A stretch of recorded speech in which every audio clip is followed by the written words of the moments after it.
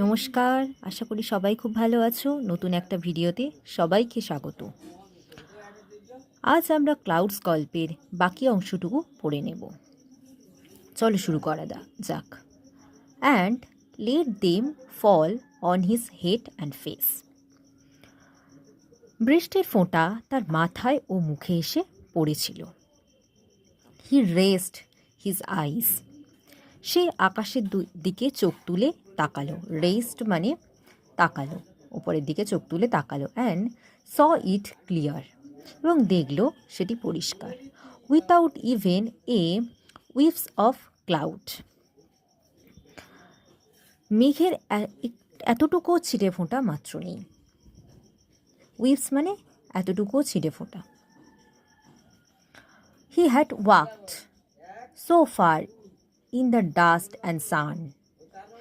সে ধুলো এবং রৌদ্রে মেঘের খোঁজে কত দূর হেঁটেছিল।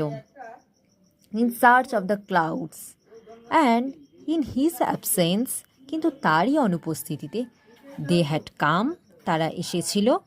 শেড দেয়ার রেইন, বৃষ্টিপাত ঝরিয়েছিল। অ্যান্ড গন অ্যাওয়ে, এবং দূরে চলে গিয়েছিল বা চলে গিয়েছিল। তাহলে এর পুরো মানেটা কি হচ্ছে?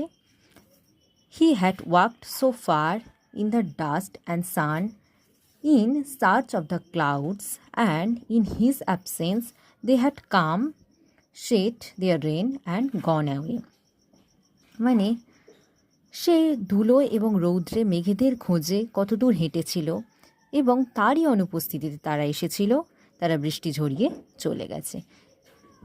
In search of the clouds মানে মেঘেদের খোঁজে। এবার আমরা ওয়াটনেসটা দেখে নিই। হারিড মানে তাড়াহুড়ো করা। স্কার্ফড মানে ঘষে পরিষ্কার করা। ফ্রেশলি শাওয়ার্ড মানে সদ্য ভেজা বা সদ্য স্নান করা। রেইন ড্রপ মানে বৃষ্টির ফোঁটা। রোল অফ মানে গড়ানো।